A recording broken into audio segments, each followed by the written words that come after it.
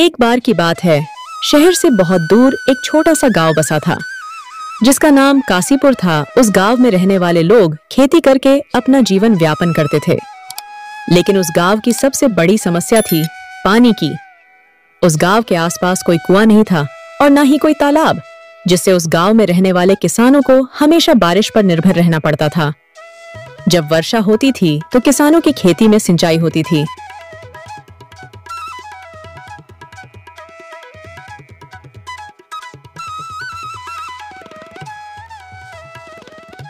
इस गांव में मोहन नाम का एक किसान रहता था।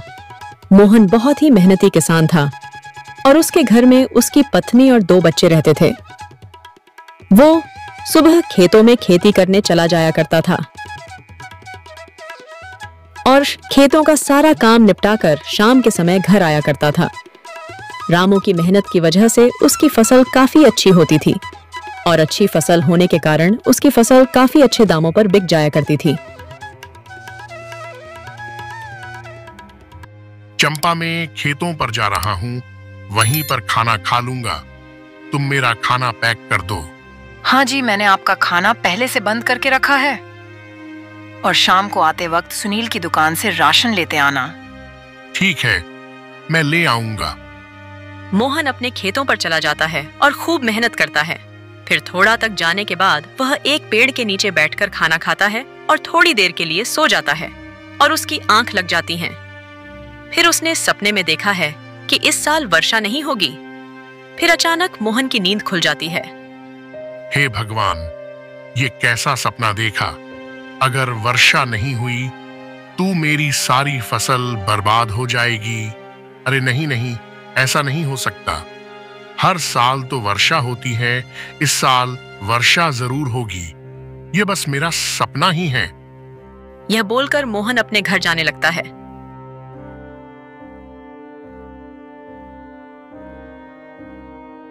तभी वह देखता है कि गांव में कुछ लोग आपस में बातें कर रहे थे। अरे मैंने सुना है इस बार गांव में वर्षा नहीं होगी। अरे क्या बात कर रहे हो, हर साल तो वर्षा होती है। अगर बारिश नहीं हुई तो हमारी फसल सारी नष्ट हो जाएगी। अगर सारी फसल नष्ट हो गई तो हम खाएंगे क्या? क्या करें भाई, अब तो लगता है भगवान का ही सहारा है। हम गरीब भला कर भी क्या सकते हैं। इसमें हमारे गांव के और पास तालाब नहीं, कोई कुआं जिससे हम अपने खेतों की सिंचाई कर सकें। अब तो केवल वर्षा के पानी पर निर्भर है और वर्षा होती है तो हमारे खेतों की सिंचाई होती है, तभी हमारे खेत में अच्छी फसल आती है। अगर वर्षा ही नहीं होगी तो अच्छी फसल कहां से आएगी? हे भगवान, तो मेरा सपना झूठा नहीं था। नहीं नहीं भगवान, अगर वर्षा नहीं हुई तो मेरी फसल कैसे होगी? मुझे कुछ ना कुछ तो सोचना ही होगा। अगर फसल ना हुई तो हम खाएंगे क्या?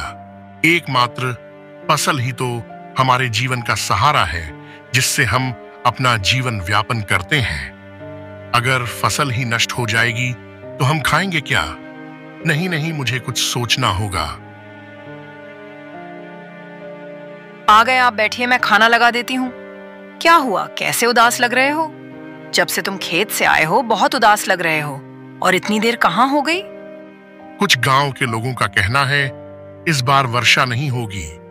इस बार अकाल पड़ने की संभावना है। अगर ऐसा हुआ तो हमारी फसल में तो कुछ बची नहीं पाएगा। अगर फसल ना हुई तो हम खाएंगे क्या? अरे ये तो बहुत बड़ी समस्या है। अगर हमारी फसल नष्ट हो जाएगी तो हम क्या खाएंगे? वही तो मैं सोच रहा हूँ, कुछ ना कुछ तो करना पड़ेगा। हाँ चलो ठीक है, हम कुछ ना कुछ सोच लेंगे, पहले खाना खा लो। मोहन का परिवार एक साथ बैठकर खाना खाते हैं और सभी सो जाते हैं, मगर मोहन की मानो जैसे नींद ही उड़ गई थी। सारी रात वह यही सोचता रहता है कि अगर वर्षा नहीं होगी तो फसल का क्या होगा। नहीं, मैं ऐसा नहीं होने दूंगा। मेरी फसल ऐसे बर्बाद नहीं होगी। वर्षा नहीं होगी तो क्या हुआ, कुछ ना कुछ तो उपाय निकाल लूंगा। मोहन यही सोच ही रहा था कि तभी उसका ध्यान रामू की बात पर जाता है। क्या करें भाई, अब तो लगता है भगवान का ही सहारा है। हम गरीब भला कर भी क्या सकते हैं। इसमें हमारे गांव के और पास तालाब नहीं, कोई कुआं जिससे हम अपने खेतों की सिंचाई कर सकें। मुझे गांव के कुछ और लोगों की भी सहायता चाहिए होगी। अगर वह मेरी मदद करेंगे तो यहाँ काम जरूर सफल रहेगा। सबसे पहले मुझे गांव के सरपंच जी से बात करनी होगी। हाँ, सुबह होते ही मैं इस बारे में सरपंच जी से बात करूंगा। सुबह होते ही रामू गांव के कुछ लोगों के पास जाता है और बोलता है, मेरे प्यारे किसान भाइयों, जैसा कि इस बार सुनने में आया है, इस बार वर्षा नहीं होगी, तो ऐसे में हमारी फसल नहीं हो पाएगी और हमारा पूरा परिवार भूख से तड़पता रहेगा। हमें कुछ ना कुछ तो करना ही होगा। बात तो तुम्हारी सही है मोहन भाई, पर हम कर भी क्या सकते हैं?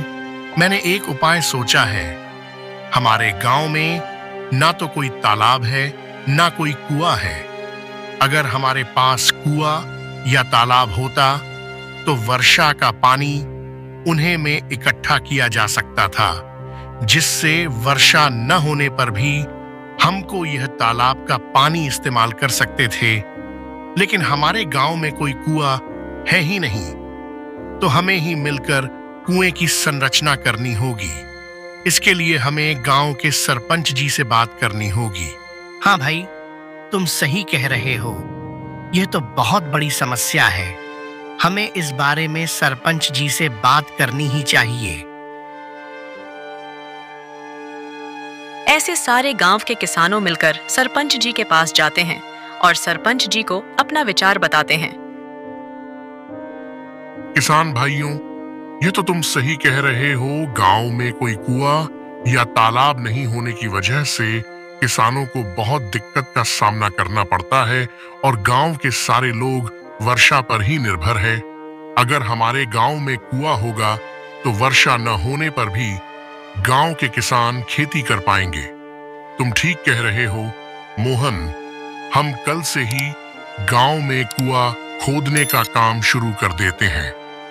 तुम सारे लोगों को मिलकर गांव में कुआं खोदना होगा और जमीन की चिंता मत करो। मेरे घर के पीछे जो जमीन है उसी में आप सब लोग मिलकर कुआं खोद लेना। सारे किसान इसमें सहमति जताते हैं और अगले दिन से ही कुएं खोदने का काम चालू हो जाता है। कुछ ही दिन में कुआं खुद कर रेडी हो जाता है और कुएं में पानी आ जाता है।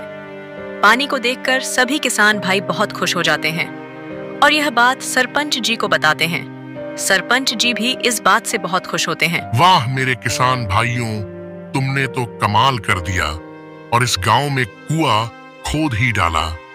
अब तुम सभी किसान मिलकर बारी बारी से इस कुएं से खेतों की सिंचाई करना। इससे तुम्हारी फसल की अच्छे से सिंचाई हो जाएगी और कुएं पास होने की वजह से पीने का पानी भी लोग यहाँ से भर लिया करेंगी। इस तरह इस बार काशीपुर गांव में वर्षा नहीं हुई, लेकिन वर्षा न होने के बावजूद भी गांव के किसानों को ज्यादा फर्क नहीं पड़ा, क्योंकि अब सारे किसान बारी बारी से अपने खेतों में सिंचाई कर लिया करते थे। थोड़े ही दिनों में गांव के किसानों की अच्छी फसल उपज जाती है। कुआं पास होने की वजह से गांव की सारी महिलाएं उसी में से पानी भरकर ले जाया करती थीं। इस तरह काशीपुर गांव में फिर से एक बार खुशियों ने दस्तक दी।